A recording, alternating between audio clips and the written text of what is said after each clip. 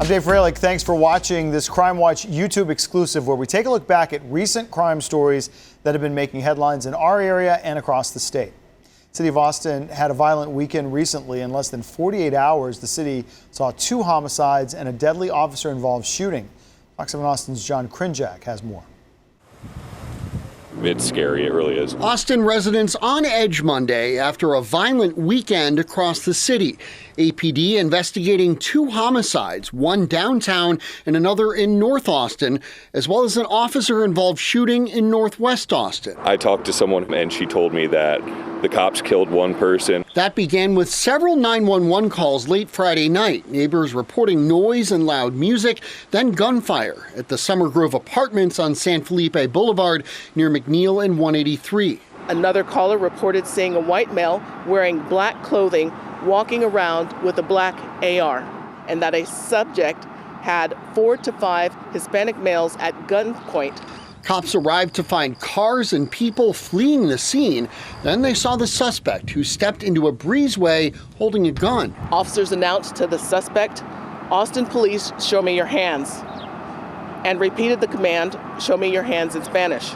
The man instead raised the gun towards officers who shot him. He was later pronounced dead at a hospital. The SWAT team was called in. Probably 10 SWAT officers on the back of a SWAT car. To make sure there were no other armed suspects in the apartment.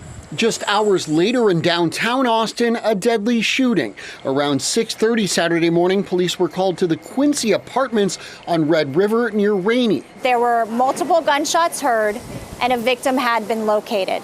The victim, who police later identified as 24-year-old Alan Picasso, was rushed to the hospital where he was pronounced dead. Detectives now say the shooting stemmed from a fight between Picasso and another person. Then Sunday night, another deadly shooting in North Austin. Shortly after 8:30, police were called to Rutland Drive near Metric and Runberg. They found a man in his 30s who'd been shot. He was pronounced dead at the scene. This does appear to be an isolated incident with no known threat to the public. That shooting marks Austin's 18th homicide of 2024. That's actually down from 26 by this time last year, a 31% decrease. But that's little comfort to many who live here. It's not the same as it used to be. Austin was a safe, smallish town, and it's turned into kind of scary. And if you have any information on this weekend's deadly shooting, you're urged to call the APD homicide tip line. The number there on your screen, 512-974-TIPS. Reporting downtown, I'm John Krinjak, Fox 7 Austin News. Police have identified Loan Ordonez Lobo as the man killed inside the Villas del Sol apartments on Rutland. No suspect in that investigation is currently in custody. If you have any information that could help police, you're asked to please give APD a call. An 8-year-old and her mother are recovering after being hit by a truck in Northeast Austin back in March. That driver initially took off but was caught and is now in jail. Fox 7 Austin's Meredith Aldis has more. It was March 24th at around 9 o'clock at night. We were coming from church. Barbara Carter and her 8-year-old daughter, Anita, were riding on a motorized wheelchair down the sidewalk near the La Hacienda off Coronado Hills Drive. The truck just came out of nowhere. It was a Ram truck, and the driver was 46-year-old Jose Martinez Lorenzo. He should have stopped. We don't know why he didn't stop. Out of nowhere, he just came speeding and hit us. Anita and her mother fell to the ground. I remember when my mom threw us to the side, I didn't really feel her throw us to the side or anything because I was way too in shock. My brain, it went into that motion where it's just, it was just a lot. And Anita was in pain. I was bleeding all from my Achilles. All I seen was lights right there, and I could hear my baby yelling, "Mommy, mommy, my leg, mommy." While they tried to get help, the driver of the truck, Martinez Lorenzo, took off. He needs help, and he needs to find God in his life. Court documents say Martinez Lorenzo admitted to hitting the little girl and her mother and drove to a parking lot about half a mile away from the crash because, quote, he knew he did wrong. A DPS trooper found Martinez Lorenzo and arrested him. Investigators say there was damage to the truck and what appeared to be human flesh stuck to the driver's side door. Martinez Lorenzo is facing felony accident involving serious bodily injury. Anita is recovering. She broke a bone and tore her Achilles. She uses this walker to get around in her cast. It was hard for me to sleep, especially because how I was traumatized. I would say in my sleep, I'm okay, I'm okay, I'm okay. Anita and her mother say they'll eventually be okay. I'm just very thankful that we're both alive and that she's alive and she's breathing. She's still, I can still hear her voice. And I'm thankful for that. I forgive him. Martinez Lorenzo is being held in the Travis County Jail on $25,000 bond. Meredith Aldis, Fox 7 Austin Crime Watch. The owner of Cheko's restaurant in Central Austin says he was beaten up after asking a group of customers to leave. He'd like some help in identifying those suspects who were caught on camera. Fox 7 Austin's Angela Shen has more.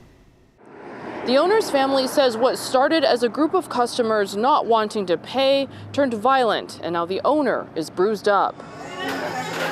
In 16 years of running Cheko's, Sergio Alberto Vasquez, who's in his 70s, says he's never gone through anything like what happened on Sunday. 2 women and 1 man didn't want to pay. I say, okay, don't worry about it, don't pay me, but please leave the restaurant and don't come back. They started breaking plates before walking out. I took my phone and I tried to take a picture of the license plates of the car that I was driving, and the guy, he just come down from the car and started beating me. One of the girls come over and pulled me from my shirt and sent me to the ground by the parking lot. So I hit my finger and I got hurt my nose. Some customers tried to help, but the group left before police showed up. I can't believe this has happened to me right now because this never happened to me before. Que cuando él got home, he had a very bloody nose, blood all over his shirt, and his hand was hurt with blood. She asked him, "Why didn't you take me with you?" The APD incident database shows an injury to elderly offense at the Cheko's address on Sunday. The Vasquezes want to get the word out. But we do want to make this awareness for everybody to see, for everybody to know, and to help us recognize who they are. And it's not about the money. The bill is not a big thing. We'll hit a loss, it's fine.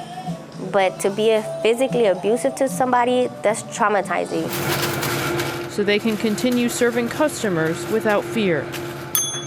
We do want to make sure that this is a safe place for everybody that comes because it's a family business, it's a family restaurant. And the family says they want this group of people to be caught so this doesn't happen to someone else. In Central Austin, Angela Shen, Fox 7 Austin News. After nearly 4 decades, the Smith County Sheriff's Office has identified a Jane Doe found off the side of the highway. Fox 7 Austin's Angela Shen shares how technology helped them solve that case. This woman has a name again, Cindy Gina Crow.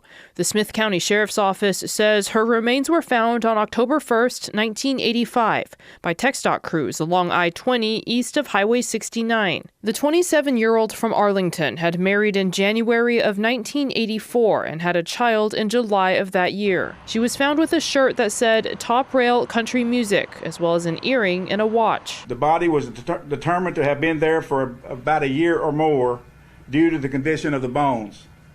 Multiple leads received through the past 38 years have all failed to identify the young female. Investigators say the body looked like it was hidden there on purpose. She was never reported missing. Her family lived out of state. She wound up back here in Texas, and she just was around everywhere. So, actually, her family never knew that she was even married or had a child. David Turner is the original investigator. This is the next day after we found the remains. The case went cold until 2021 when they partnered with the DNA Doe Project. It's a national nonprofit that works with law enforcement to identify John and Jane Does using genetic genealogy. They create a DNA profile to upload to ancestry databases and then try to build family trees. Through this process, our team was able to build the family trees of matching DNA relatives. Common ancestors were found amongst them, suggesting that these ancestors were also in the tree of our unidentified person. With this information, detectives were able to track down possible family members and get DNA from them to confirm. The victim's DNA was a positive match to the mother in Fort Worth as well as the daughter in Alabama. How Crow died is still a mystery. Anytime we have anybody that's lost a life, we will not rest until we identify the body and, if at all possible, try to determine what caused the death, and which will be the next part. If it's been so old, so long ago, it's going to be very difficult. But giving her a name again is still a step closer to figuring out what happened. I've always said before I pass through the gates, I want to identify her. So, feels good. Thank goodness for the DNA Doe project. I keep on saying, I can't thank them enough. Angela Shen, Fox 7 Austin News. Austin police are investigating the death of a man who was reported missing in early April.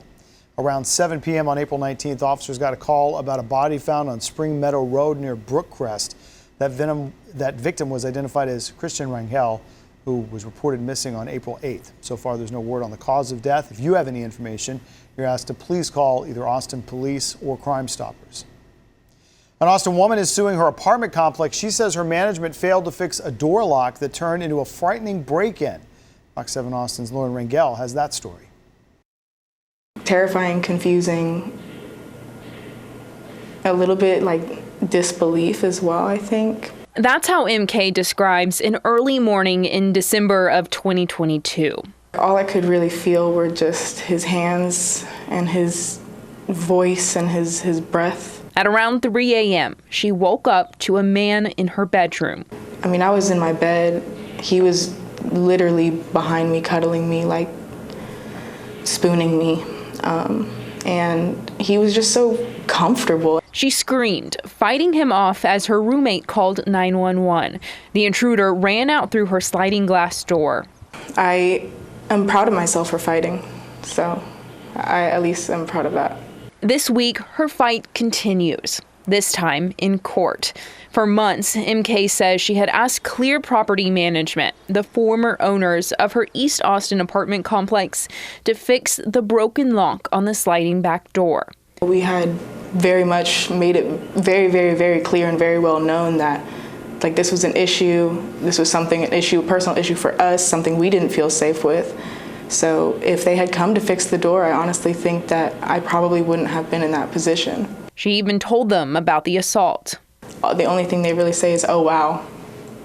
So obviously not very much consideration. Anna Greenberg will represent MK in court. The company was obligated under the law to provide for them at their expense, and yet still they refused to provide that security bar for these women. And that's what caused this whole assault. MK is asking for over $1 million. This was your responsibility and you didn't do your job. Monetary relief won't take away what still haunts MK from that night, but she hopes the lawsuit might just hold the company accountable and be a lesson to other renters. Fight for yourself, because you might be the only person fighting for yourself. In San Antonio, 2 people were killed, 4 others injured in a shooting during a fiesta in Market Square. Officers nearby heard a gunshot that saw an 18-year-old man running away. Police chased after him after one officer says he saw the suspect shoot a 20-year-old man. The officer shot the suspect, who died at the scene. That 20-year-old victim shot by the suspect was taken to the hospital, where he also died. 4 women who were bystanders were also shot. All of them had non-life-threatening injuries. 2 men are facing felony drug charges after being pulled over by Fayette County Sheriff's deputies. Deputies arrested 50-year-old Tracy Vega and 53-year-old Edward Smith, who's not pictured. The 2 men from San Antonio were stopped on I-10 near the Fayette-Gonzales County line. According to the Fayette County Sheriff's Office, the 2 were inside a car with cocaine, black tar heroin, and meth pipes. Deputies say they also found $67,000 worth of cash bundled in saran wrap. One of the two men was immediately taken to a hospital after deputies say he admitted to using the heroin before the traffic stop. They each face charges of money laundering and possession of a controlled substance. Family and community members are honoring the life of a man killed by a San Marcos police officer in April. They're also demanding transparency from the police department about that death investigation. Fox 7 Austin's Meredith Aldis has that story. I loved his heart. 22-year-old Malachi Williams. Community members say he was living on the streets nearby, spent a good amount of time at the San Marcos Library, liked watching anime, and was friendly to business owners and residents. I took the guy home with me, and I love the fact that regardless of what his circumstance was, he did not let his circumstance chase his future. But they say his life was cut short by a San Marcos police officer. I'm hurt. I'm angry. I'm sad. But at this moment, I am most disappointed. On the night of April 11th, police say Williams first threatened two people with two 8-inch kitchen knives, then ran away when they tried to arrest him. Officials say they tried to use two tasers, but they didn't work. Police say when Williams started running with a knife towards people at an H-E-B, an officer shot him. This is not an outcome that anyone wants, including us. Williams' family isn't satisfied with the information that's been released. They're demanding to see the body camera footage and know the name of the officer who killed Williams. Are you afraid that I might see or someone might see that you made a mistake? If you made a mistake, own up to it. The chief of the police department says that information won't be released until after the case is essentially closed. That all the family really needs is the truth, so we can be set free. Finally, it's become a big concern for people who frequent bars in downtown Austin. Drink spiking has been a growing problem, and now Austin city leaders are teaming up with those bars to protect patrons from being drugged and potentially harmed. Fox 7 Austin's John Krinjak has more. You know, it's something that we know happens out, especially in entertainment districts. From 6th Street to Rainey Street, drink spiking is a troubling trend, with reports of people being drugged and then robbed or assaulted. While several bodies found in Lady Bird Lake haven't officially been tied to spiked drinks, the larger concern was enough to lead council member Zoe Kadri to launch the Sip Safely initiative. I think anytime anyone goes out, whether it be 6th Street or Rainey Street or any place in town, they should be able to, the confidence should be there that they'll be home, safely at night. The pilot program helps bars in downtown and beyond take steps to prevent drink spiking. The purpose of the program is to be proactive. The nonprofit Sobering Center delivering drink testing kits and drink covers to those night spots for customers to use. Providing that outreach directly on the street is the easiest way to kind of curb those behaviors. So far, more than 50 Austin bars in downtown and beyond have signed on to the Sip Safely effort. Anytime we can get buy-in from all of those businesses to sort of help us combat something like this, it's a really positive thing. Bars will also stock educational flyers with ways to prevent getting a spiked drink, like watching your drink being poured, never leaving it unattended, being cautious about taking drinks from strangers, and keeping an eye on your friends. Bargoers should also know the signs of drink spiking, things like poor communication, coordination or vision, hallucinations, confusion, nausea, or unconsciousness. It's really great to have people that can recognize, like, this person may not just be really drunk, this person may have something else going on. We appreciate you watching the Fox 7 Austin Crime Watch YouTube exclusive. Our Crime Watch stories run each Monday on Fox 7 Austin News at 9. If you miss them, you can watch anytime on our new Fox Local Connected TV app, which is free to download, and you can watch on multiple platforms like Roku and Apple TV. Just scroll down from the live player and look for the Crime Watch section. And for more on the stories highlighted in this episode, you can head to our website, fox7austin.com. And don't forget to subscribe to the Fox 7 Austin YouTube channel.